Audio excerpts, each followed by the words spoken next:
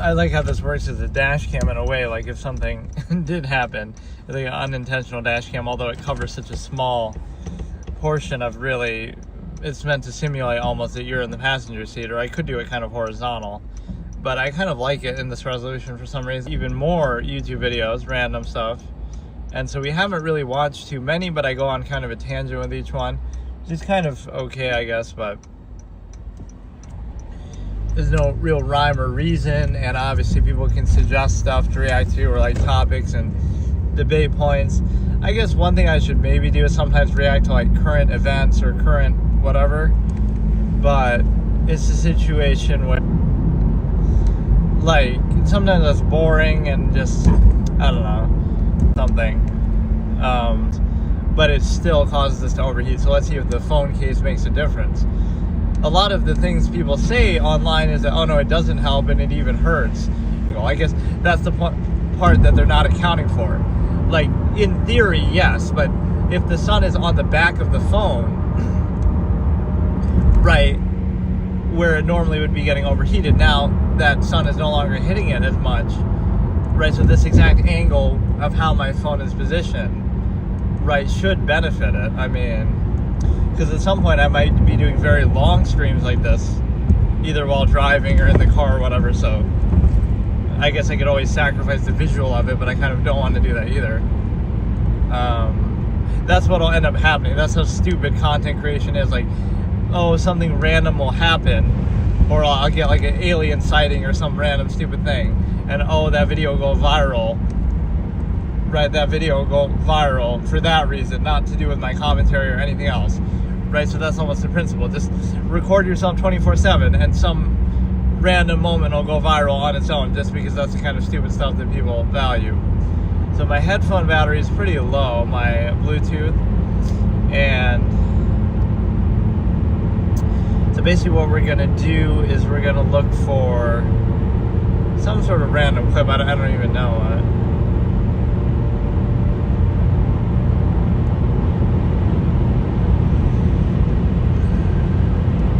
Maybe I shouldn't have done this many episodes of the YouTube thing when I should, like, because I kind of want to take a break before I watch something else, which is going to be Send Help. We get this Bushman prank guy.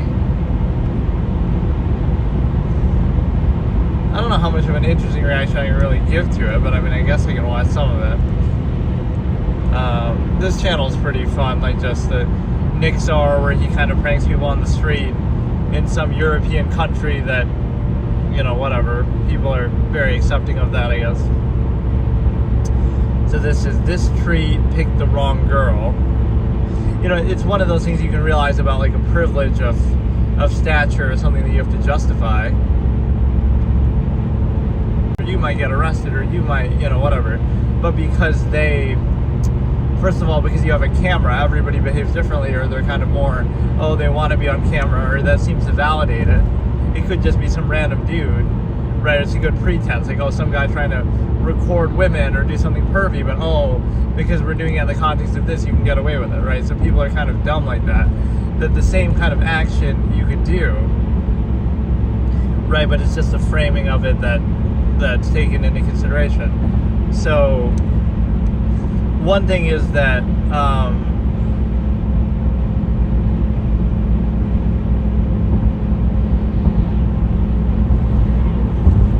like if you're not a big channel, like this guy has millions of subscribers, so you show that and then, oh, nobody will question you, or they'll let you do it or whatever. But if you were just some random dude doing it, like if you went out and tried to do it, or I went out and tried to do it, right now that would be met with more disdain, right? Or they wouldn't let you do that. So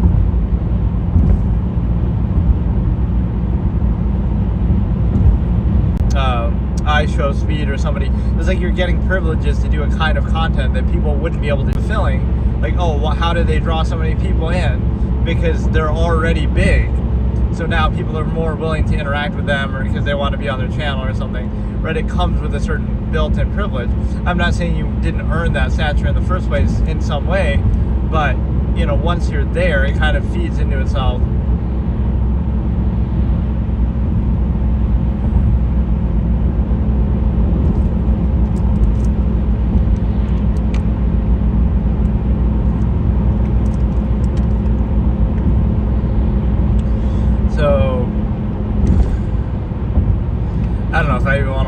but yeah, it's a good example of like, you know, they could be doing something that you couldn't even do. If you tried to do it, you'd get in trouble, or you'd have to like justify it.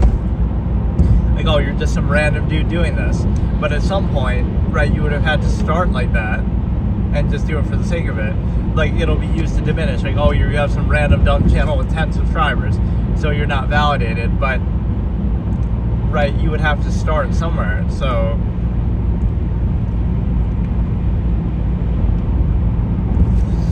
right, it just kind of is weird. So you have to already be established to be allowed to do something, but you would never become established if you're not allowed to do it. So,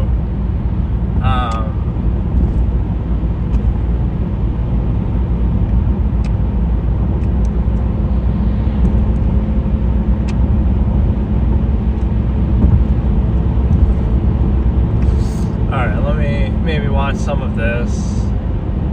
I don't even want to, but whatever, just shout out to that channel. It's sort of innocent fun, but I mean, whatever. Or like there's an element of the stimuli acme, unfortunately, even in stuff like that, like in everything, in every area of life, obviously, that it would permeate and pervade a lack of value and appeal to an inherent hedonistic thing that's repressed in society. So there's a fixation and obsession. So anything you do, everywhere you look, it's going to be an element, right, that's, I don't know, even in ways that don't seem to matter, it still plays into it,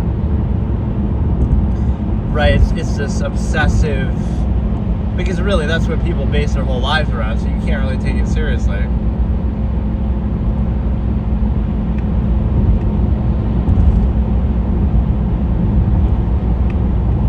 Right, you can't take it seriously because, oh, you know, it'll be projected in every area where it doesn't even apply, and it'll be like play innocent, but it's privilege and non-accountability. Like, oh no, somebody's not benefiting from the stimuli acme, or oh, that has nothing to do with it, or oh, you're just reading into it, or oh, you're just projecting that yourself. That's why people value it, but in part. But then again, society bases your whole life around, right? Like, massive people base their whole life around the inherent hedonistic aspect. So, right, again, the idea of being with one person in a monogamous relationship is really like you're a tamed, trained animal, right? You're an animal who's being tamed and trained by your own inherent hedonistic desires, your own tendency to try to limit it in a way that's, again, just restrictive, just subversive.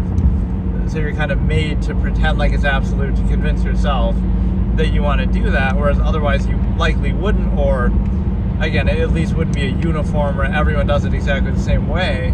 That would not be, right, that is not the natural tendency. So as much as society might want to contrive that, and you could encourage it for the family system, this is where an absolutist would reject that premise. You can do it for a functional family basis, but then acknowledge the nature of the process as you're doing it, and then, okay, fine. You're willing to make that sacrifice for the family system, but then acknowledge, okay, it's the nearness postulate, so you would never have that delusion that it's absolute, right? You would understand fully the nature of the process. And so,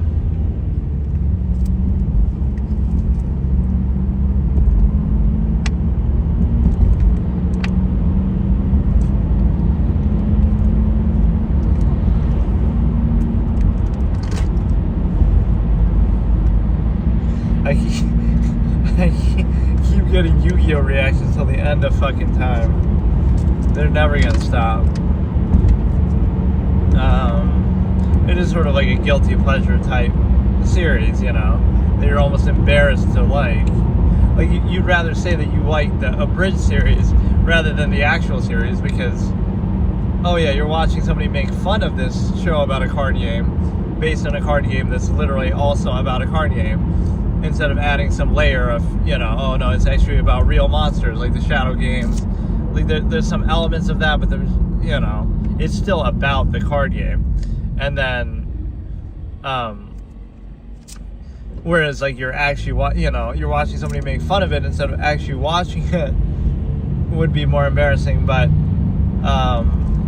yeah, like, let's look at one framing of the absolutist here, like how you could play into what you know other people value, but you don't have to value it yourself. So that could be seen like, oh, that's fake. But it's not that it's fake, it's that you're in a subversive society, in a subversive state. So you can either exploit it, or just be a part of it, or appease it, or play into it. And people kind of, without realizing it, or craft their whole life to meet that. Like, so you're all exposed to the same indoctrination and influence. So now you try to appeal to that in a way that, you know, you craft your personality and behavior to suit that.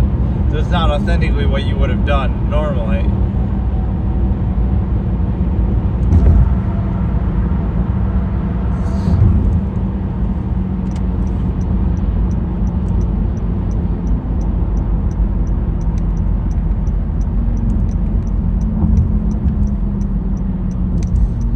And so,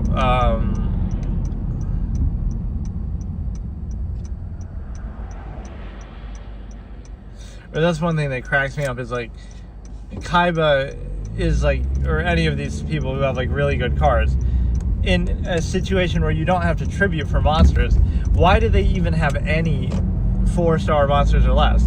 Like, oh, I'm going to summon the Hitatsumi Giant, when I could just as easily summon. Like, that's how the pacing of the duel starts, as if you're setting up for tributes, but there are no tributes. So it's kind of interesting because, you know, oh, you start off with Winged Guardian of the Fortress, or, you know, Hitatsumi Giant or something. That would make sense normally, so the pace of it is almost like, that's typically how duels start, right? It won't just be, oh, I summoned my Blue Eyes on turn 1, even though you easily could, without even any setup, just because there's no tribute, so it's kind of dumb. And there's one major flaw actually with Season 1 that I still don't even understand to this day, is like, you can't attack people directly, but that means your opponent could just, or like, you can't attack multiple times, or you can't attack directly. So it doesn't make sense then. Like, what's the point in having multiple minions out there? And like, if your opponent keeps putting stuff in defense mode the whole game, that could just go on and on forever. Like, there's something missing with that.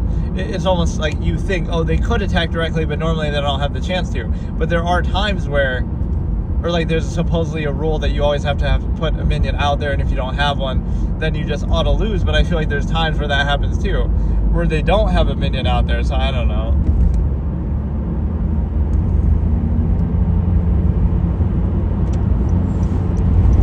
I keep doing these, but then I don't even know what to watch, or I'm trying to go by my suggestions, but let me just react to the whole original Yu-Gi-Oh! Series, even though he just keeps giving me them. Give me something different, man. Or it'll give you not only the same stuff over and over, like the same show, but it'll give you,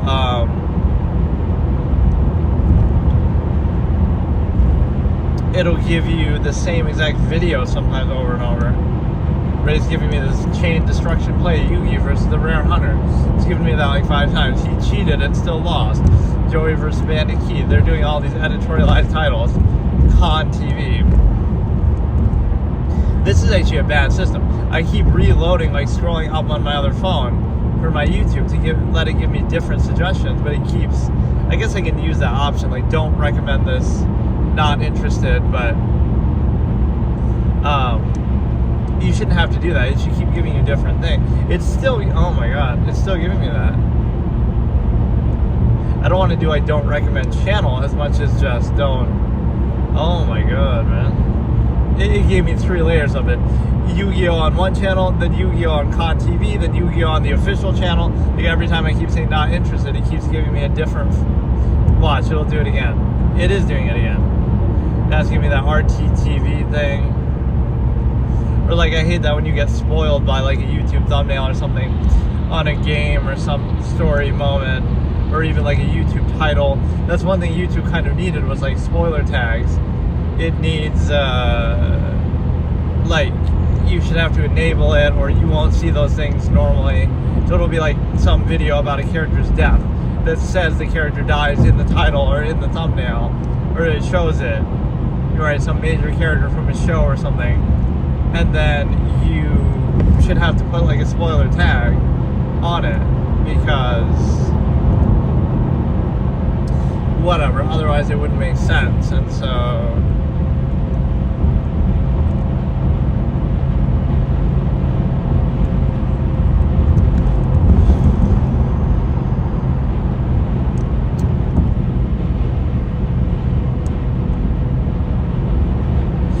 a whole subset of content that's like these little stupid shorts that are not really even videos. It'll just be like an image or a meme. Like, let's look at this family photo hashtag. Absolute worst way to recreate a family photo.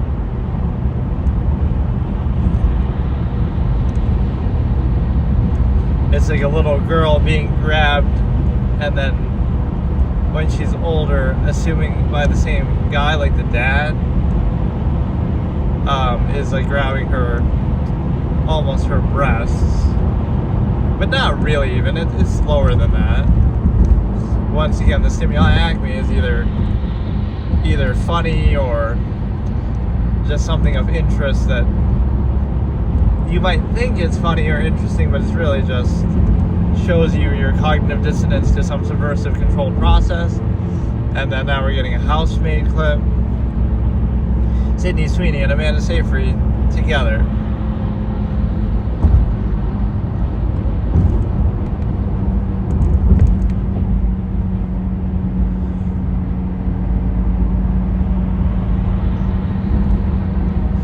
She does a good job acting in real life for this role, but also in the movie she does a good acting.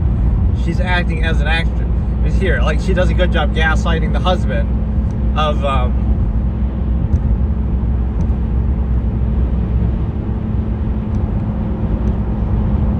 right, she makes it seem like it's his idea to kick her out by making him have an affair with the girl and then treating the girl badly, so then he defends the girl.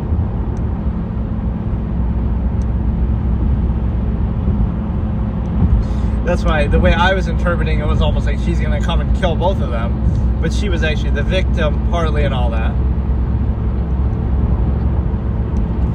So she does a good job tricking the guy and gaslighting the guy, but the whole premise of the movie is also stupid because yes, that guy might be successful or whatever, but come on, it shouldn't be this hard to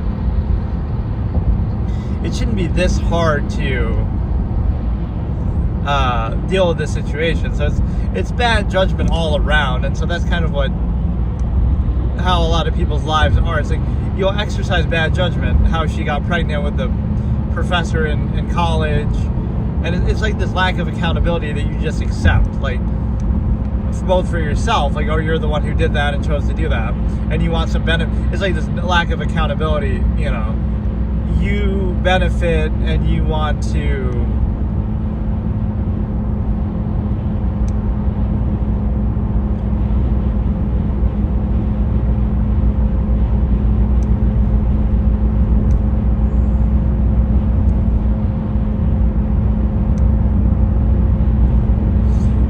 benefit from something like, oh, it might help me get better grades, or oh, it'll give me certain privileges and finances. And this is a big thing for women and female privilege. Like, it's so tempting, right? But that's fine. I'm not saying whether you should or shouldn't do it. But then, oh no, now you feel like, really, let me clown the stimuli acme privilege from a certain point of view. That I'm not saying this applies to everybody, but it's a choice. Like, oh, you grow up and you're kind of constantly benefiting from female privilege, and people are, whatever, guys are presumably, you know, buying you things, spoiling you, giving you certain privileges, special treatment, and then you go through your life like that and you benefit a lot, and then something happens, like, oh, now I get pregnant and now I'm somehow the victim, even though, again, this was all your choices. Now you're somehow the victim, or you should feel bad for me, or you should, you know, now you use that as a form of privilege now too, like, oh, look, I'm a mother and I'm a single mother, even though that could indicate bad judgment, or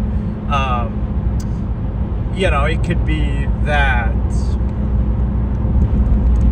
you know, as a result of your choices. It could be that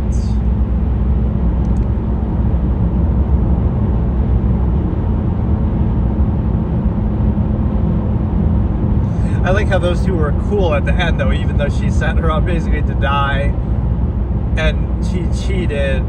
You know, you might think, oh, well, Amanda Seyfried didn't care about the cheating, but in principle you should, because she didn't know that at the time. I guess I didn't really predict exactly, but no, I kind of predicted every possibility, like, oh, the husband must be bad too, or because it was too obvious that, oh, the wife is bad or like crazy. But And honestly, she kind of is crazy, because you put up with all this. You'll say it's for the daughter's sake, but I don't know.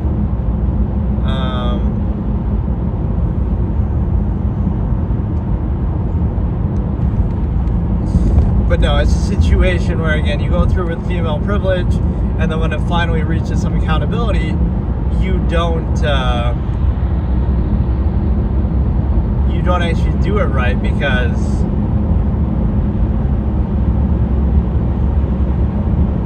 like, oh, you use female privilege for years, and then, oh, you get pregnant, and now you use pregnant privilege, and now you use mother privilege. Now you're always looking for some out. Like, pretend none of that stuff existed. Okay, there is no privilege. People separate finances and everything. So sex is just sex. That there's no overextension, there's no benefit, there's nothing. Right? Pretend we lived in a society like that wasn't ruled by the stimuli acme. So now what? There wouldn't be any privilege. It would just speak for itself. People would engage in that, but there wouldn't be any benefit to doing it. Now what would you do? Now how would you define yourself and your worth and your life and your value?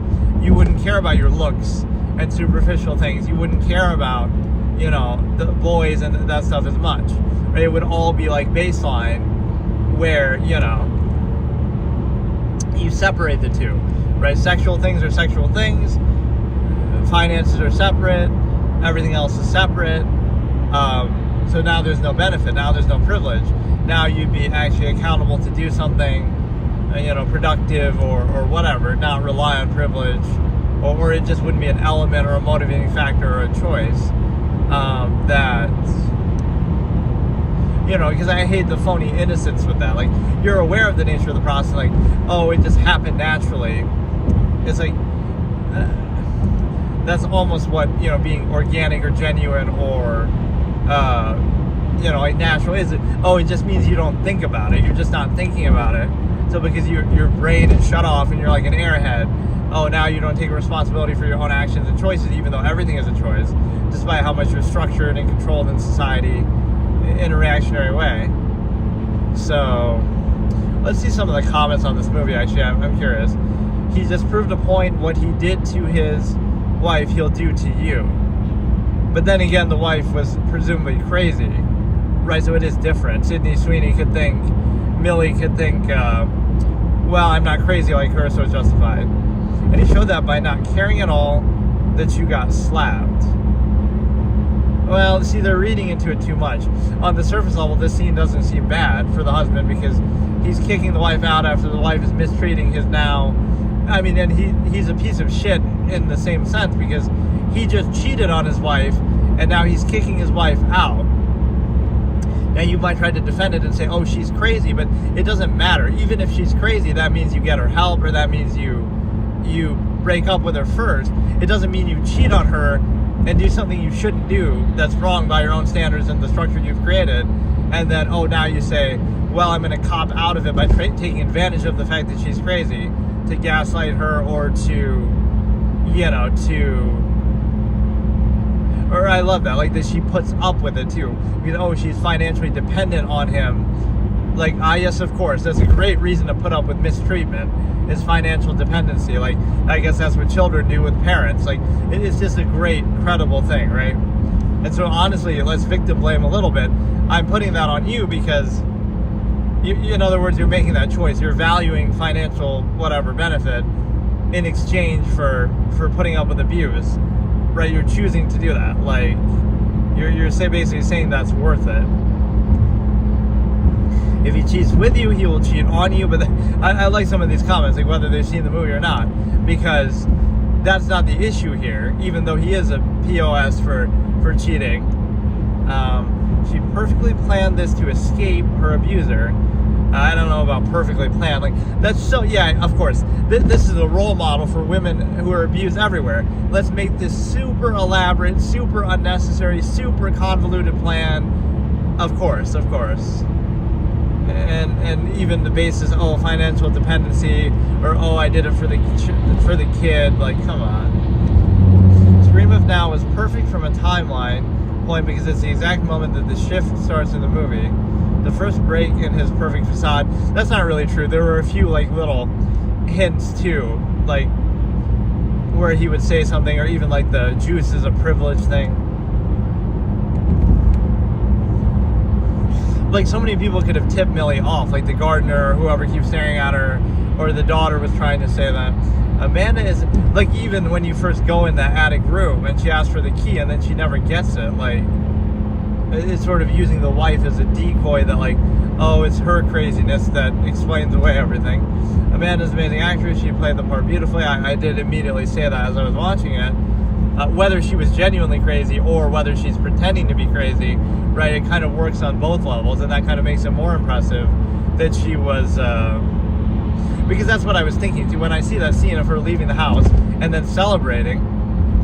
I'm thinking to myself, like, I don't get it, and I still don't get it, because you can say, oh, it's all part of her plan, but that's stupid. It's not that, oh, I don't get it, it's that I don't see why that's necessary. You really had to go through all that. Like, it's one thing you could justify a divorce based on the fact that he's cheating by, like, recording that somehow or getting proof of that, but she doesn't even seem to do that. She just gets the husband to want her to leave. It's crazy how much difference talent-wise there is in Amanda Seyfried's and Sydney's acting. I mean, I tried not to bash Sydney Sweeney too much. I don't think her acting is really bad, but I'll be nice. I'll praise Amanda Seyfried. I won't really criticize Sydney. She was okay, but obviously she was very good. Amanda was incredible. Let's be honest, Amanda carried the whole film, so I guess I'm not alone in that feeling. The fact that she acted to act if she was upset while she was actually happy is just beyond amazing. Yeah, I mean, she was committed to it, but Amanda's performance here is amazing. Never seen her perform like that. It's just so weird because I'm caught up on the cheating thing, but like, not only does she not care, she even wants that to happen. So, but because nobody knows that, or like, whatever, on a surface level, it's still a bad thing to do it. Like, what if he didn't cheat? That's maybe a fun format. I should, like, react to comments that would be like discussing whether I agree or disagree with some of this. Basically, I think it was a horrible movie. It was terrible. It was sort of predictable, even though I didn't quite predict exactly what would happen. But it's just nothing special about it. The only really good thing was, again, her performance, Amanda, and maybe some, a couple interesting little lines, like the juice is a privilege thing, having that tie into the father and even the grandmother, right? That's like adequately subtle in a good way. Like, she keeps saying juice is a privilege, and you just pass it off like, okay, but that indicates some of the psychosis of the family.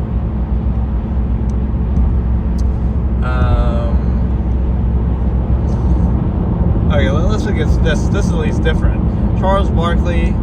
Oh, I saw this. Called the New York Knicks the New York Dicks.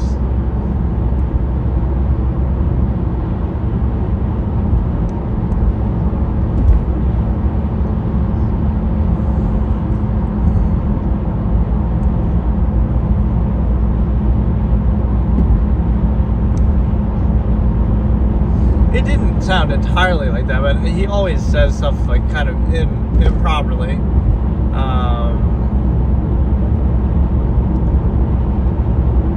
Now there's this clip that I always kind of mock, that somebody,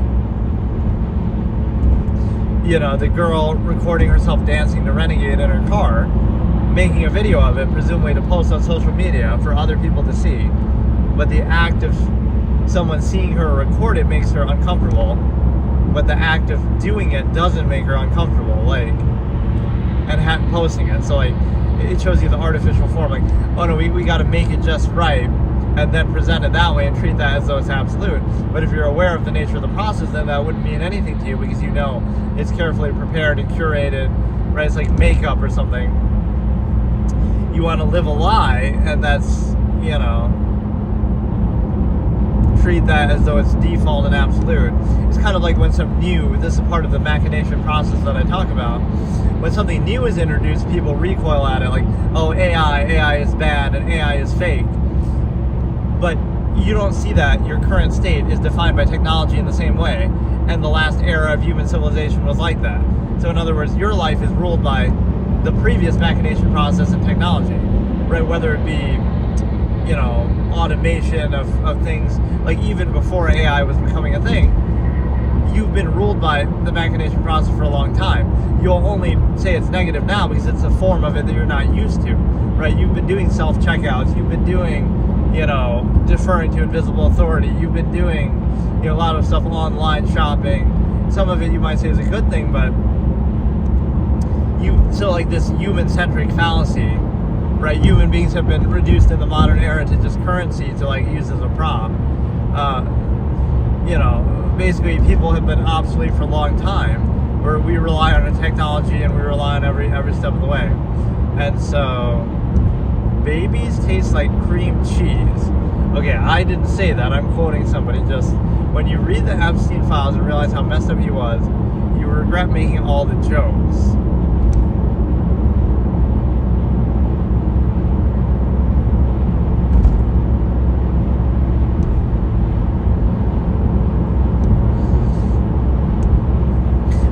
Irony of it too, like somebody out in the world right now is probably doing the same exact thing, and you'll never know about it or hear about it, but we focus on this. So that's kind of what I don't respect about human credibility, is like you'll focus on something when it's like very conspicuous to you, but you don't really care about that larger process, because like it too, like it, but you don't know exactly, like, oh, something like that's probably happening all the time or always, whatever, not exactly that, but just some exploitative behavior by powerful people. But you just, there's a such thing as being aware of it as a process instead of specifically, so being weary of the nature of the process, right? It's kind of like the power corrupts thing.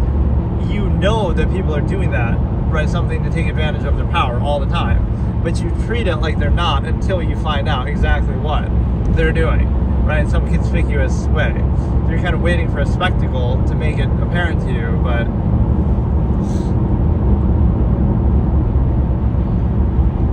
Diana's last day fears. The exact moment Princess Diana knew they were going to kill her. I love when people speculate stuff like this, like, oh yeah, Stanley Kubrick was killed because he made Eyes Wide Shut, but then they still released it. Yes, they cut out part of it, but like, you would think they would just scrap the whole thing if that was why.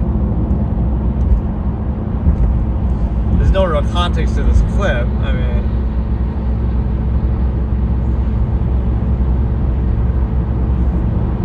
but no, like, let me give some of my expressions and logical razors to do with that. Like, everything is a conspiracy until it comes true. Like, you got to just look at human history to say, like, it wouldn't be a surprise that, people in power use their power to take advantage of others or deceive you or whatever, right? It shouldn't be a surprise. And so what happens is,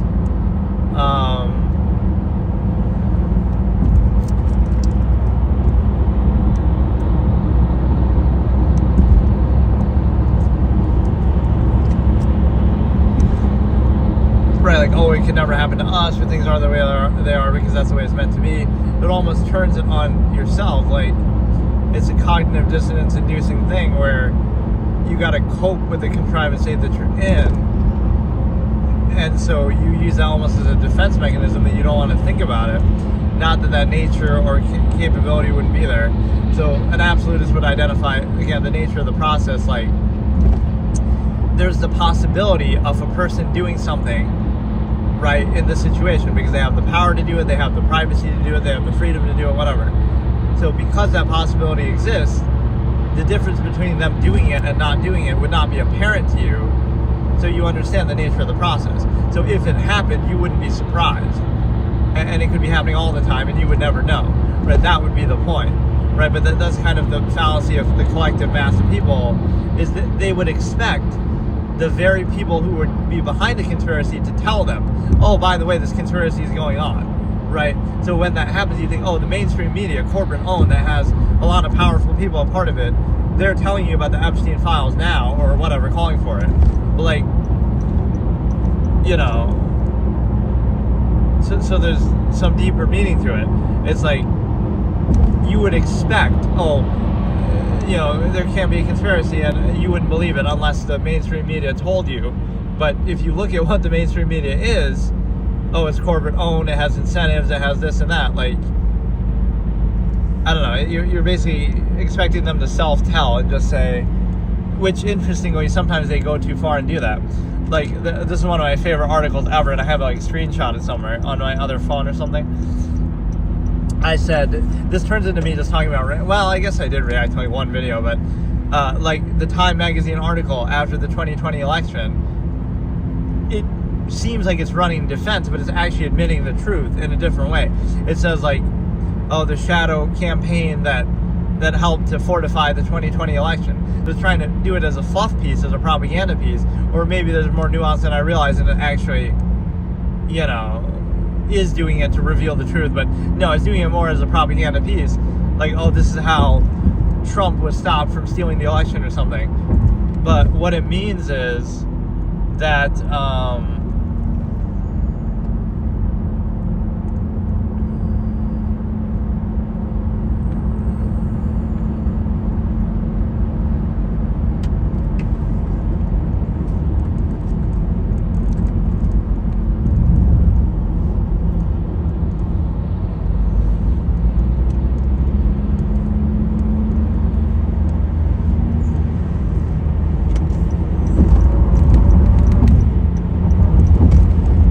like, they're basically admitting, we tampered with the election, not we, but, like, whatever, the corporate media, etc., just took a step in. That's the whole irony of how I look at that situation, where you see, it's the inverse. You say, we're on the right side of history, blah, blah, blah, so you feel validated. You know who else thought they were on the right side of history? Everybody in history ever who did everything bad. Like, Genghis Khan thought he was on the right side of history, or, the Europeans coming over to the U.S. thought they were on the right side of history, like, whatever. But what it also means is that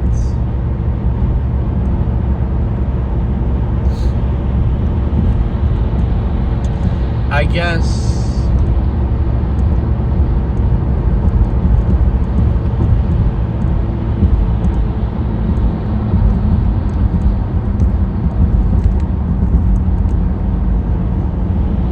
like this. Okay, here's my thing. I've said this before, that this is a very salient take of mine. Whenever media and government are in bed together and work together, right, that's always a bad thing, because now there's no checks and balances. It's just kind of like they're all on one side together. So when you say, like, what if Trump was that big bad guy from Germany, right, in World War II? What if he was? Well, the difference would have been that he's getting criticized constantly by the media, whereas that other guy was not only not getting criticized by the media at a point, but he was actually controlling the media and kind of, in cahoots with it, basically. So that's what you see in China, that's what you see in North Korea, that's what you see everywhere, like the censorship of the media and stuff like that. It sort of shows you the initial RBO basis that I've talked about, right? Rule by omission, which I'm not going to explain again for the millionth time. But what I would, that's why at least I have some of these things as a reference point to do. Right? The real way to rule people isn't to even explain something away, it's to just not even address it in the first place. Just pretend like it doesn't exist. Right? Everything is perfect, and if you acknowledge or point out something's bad, then you're the problem. Right? It'll be projected to you. And so it's a flawed process, and there's one other thing too that I said, but basically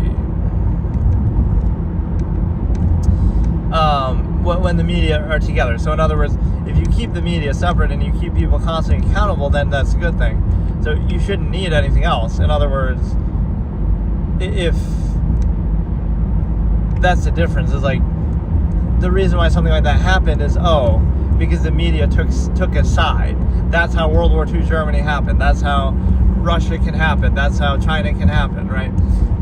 When the media takes a side. So when the media acts self-righteous and acts like, but we're on the right side of history and we can take a side and it's worth it because we're doing it against the big bad Trump, and what if Trump was that bad guy from Germany, right? Then wouldn't you do it?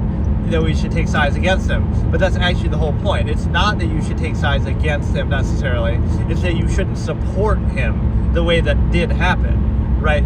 and the whole irony of you're kind of missing the point. You think that you're doing something good, like, oh, look, we're taking sides against this big bad guy, but by taking a side, now you're potentially creating the same issue on the other side. Like, oh, now it supported Biden or it supports Democrats. It doesn't matter about the individual, right? It's just that whenever the media takes a side with the government, that's dangerous, because there's no reason why you should have to do that.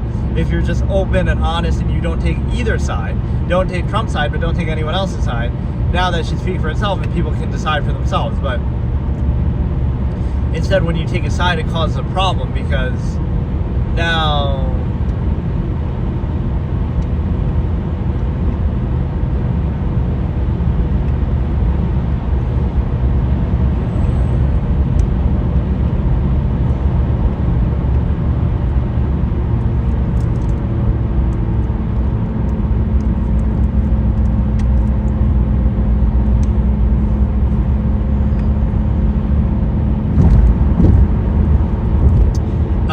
that's when the danger arises. So the solution to somebody big bad Trump, and oh, what if he was the guy from Germany in World War II? You would hear this possibly as an argument. Wouldn't it be worth it to take sides and, oh, we're on the right side of history and blah blah blah? No, you shouldn't take a side against him, because you should never take a. I'm talking about the media, because you should never take a side. If you're objective and neutral, and you're not taking his side and you're not taking anybody else's side, that should speak for itself.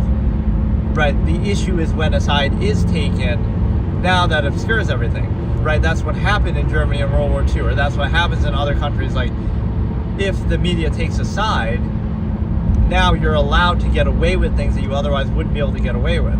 Right, that's the issue.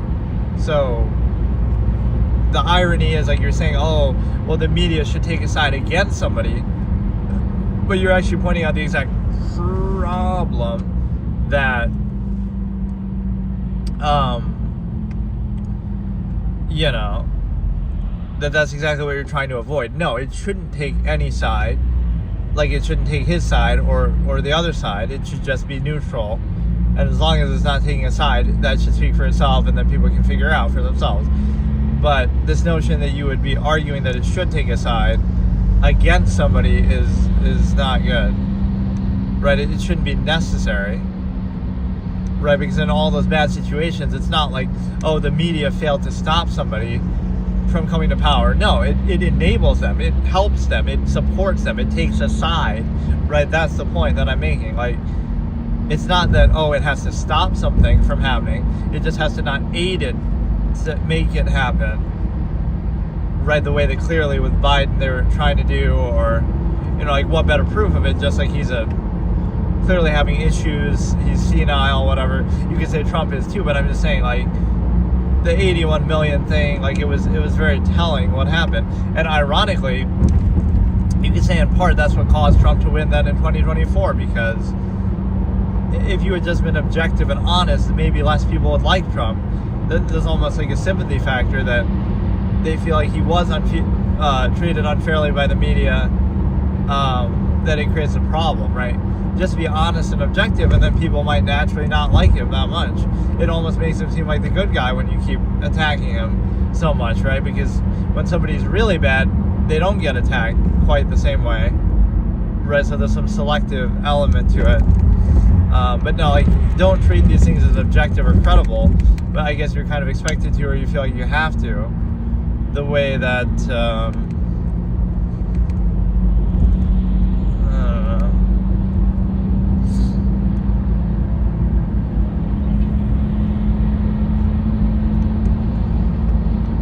yeah, that coalition of government and media would be very important to understand, because you can't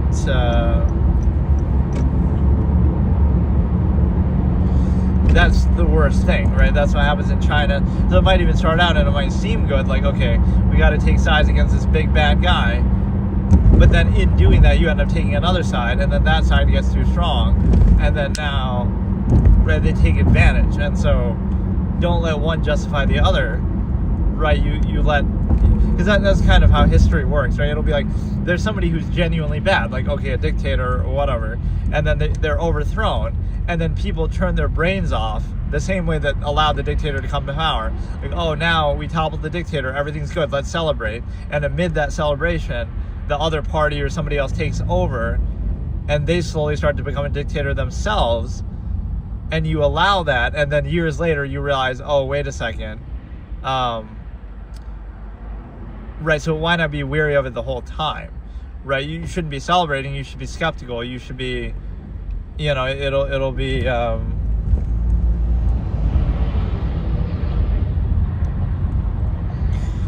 it'll be a problem, because you wait until it's too late to do something about it or care about it.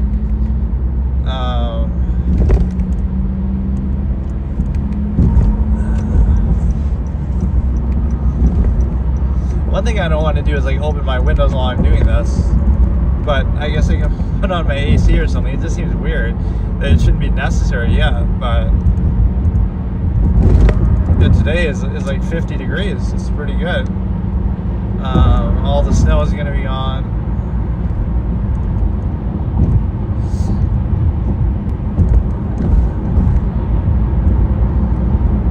Yeah, I'm basically not even reacting to much of anything.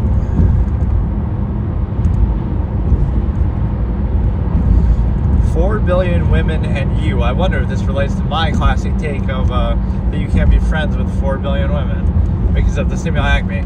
What would it be if you suddenly became the only man left on Earth by 4 billion women? You could certainly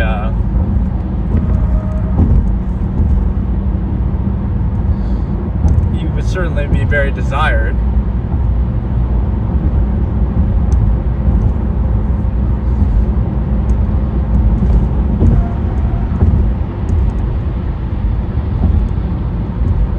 No, this isn't even how it would happen. That you wouldn't be free. You wouldn't even be free. Yeah, security surrounds you. No, you'd be put in like a cell, and you'd be harvested for your sperm and stuff. Like, you know, as much as you might say, oh no, they'll allow you to walk around freely, you'll be put in a cell. It'll, like, that's what the news report would be. Not that everybody but one person died. No, everybody died, and then they'll do with you what they please, like use you as like a lab subject.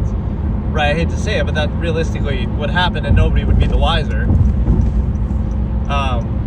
Right, like that's what would happen. So you wouldn't be out and about freely. They would capture you and imprison you and stuff.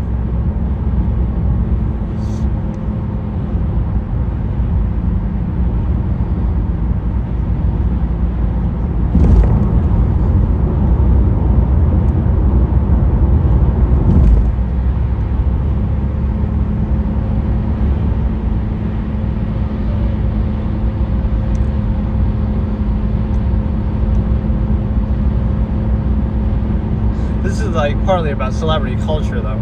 I guess you don't know exactly what I'm talking about. But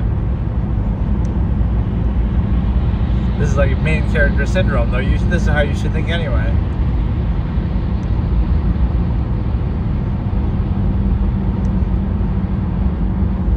Ordinary is just mediocre. You look human as it's a skeleton. No, you could make the best of it. Just sleep around and you're, you know, bachelor number one, because they don't have a choice. Or you can see a lot of people going bisexual or whatever, lesbian, but it's an interesting premise, but it's kind of like trying to frame it as a negative, kind of coping with the fact that, yes, of course, that would somehow be a bad thing. In like this glorification of being ordinary. Like, anybody can be ordinary. That just means like you're nothing, right? Like, you could be ordinary right now, but somehow you'll pretend like you don't want that because you are forced to be ordinary. So it's like a mass of people coping with it. But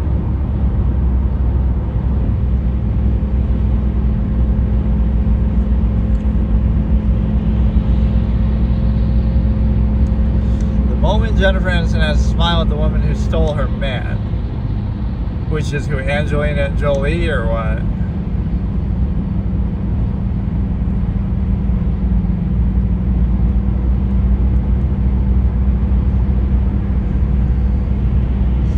really stolen though. I forget what exactly happened. Like cheated. I think there was some cheating that went on, but she didn't steal her man. She stole her problem. I'm sitting there smiling at the woman he hurt is so low, or him sitting. But they're kind of framing that. Like he's just smiling. They're at an award show. You could be smiling about a million things. Like you're kind of attaching something else to it, right? Like I doubt he's literally smiling. Oh, haha! Look at me. I'm with whatever. You know, I'm with the new partner, and like no one really talks about the incredible Grace Jennifer displayed. Brad and Angelina are the two hottest stars on the planet. She's never sold her story, never officially spoke out. She never sold herself out, nor short. Epitome of grace and beauty. She didn't steal anything. She freed her from the biggest. Yeah, like, is that how you would perceive it? Because it's like kind of like you're denying human nature that way. Like, oh, somebody ends up cheating, and then you feel like, oh, I wish they didn't cheat, or I wish I didn't find out that they cheated. But what it means is that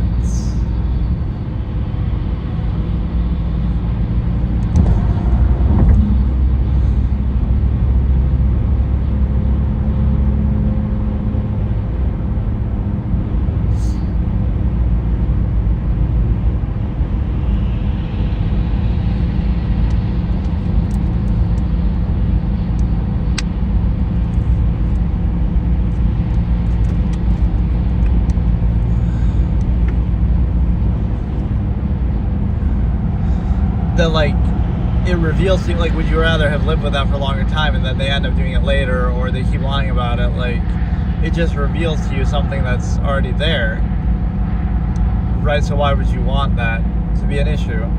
And let's look at one last concept here, the fact that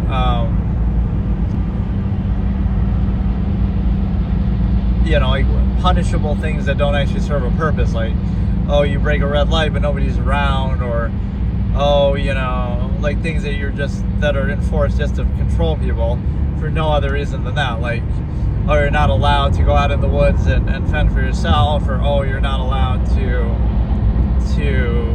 whatever, just like in so many ways you'd be required to have like a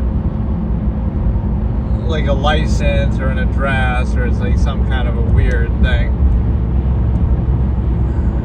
Or things that are done purely for control that don't actually serve any purpose at all.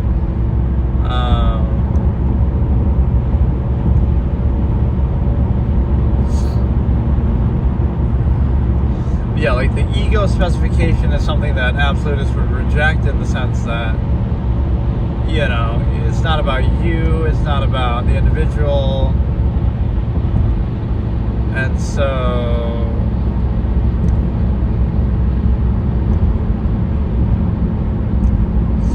right, but that's how society or a collective would sort of frame it, and kind of miss the whole point, because I guess there's like a degree of influence or experience, or like if you think one thing or say one thing, it's like, oh, that defines you. He's that guy who said that one thing. But then what if you do it again and again and again and forever? So the long form postulate, like in mind, if you think all the time about everything, then nothing defines you. It's just about the objective nature of that observation or that idea or that reality. Or the same thing like experience. If you experience everything, or again, even in your mind, if you think about everything, right, then it no longer has any special meaning. It's not about you, it's just about the nature of the process. It's just a standard. You can just be a vessel, you can just reflect, but people sort of halfway try to associate it with the self and indignantly insist upon it and stuff like that. And then one other thing they do is basically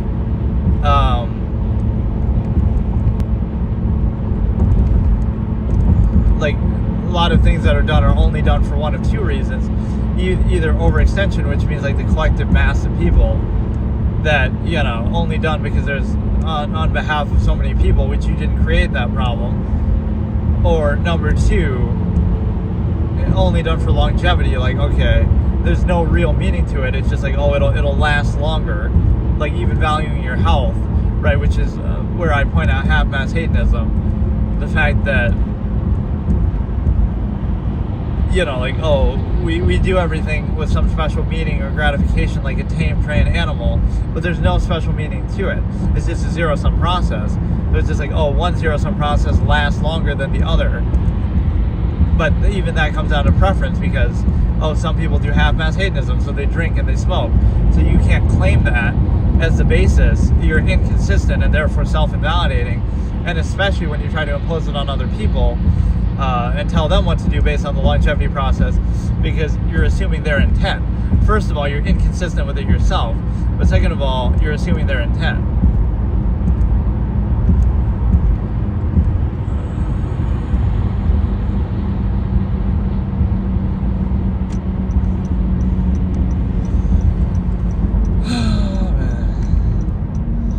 Yeah, if you were to consider something objectively, it comes down to you, right? It's about you. So it's this misframing of the mind, this propaganda against thought, and an attack and censoring the infinite objective mind. Anybody can think anything at any time, right? That is an infinitely, and it's feared, like it's projected into something negative, or you're not aware of what it is because, whatever, you know, because of the fact that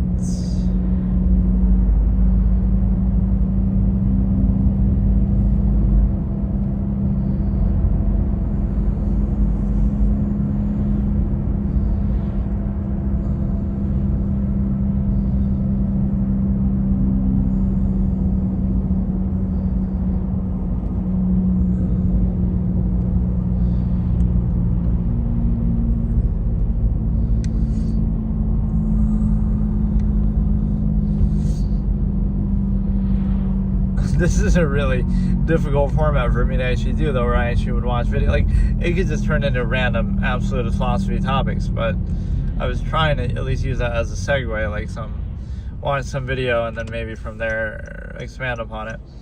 So, hang on.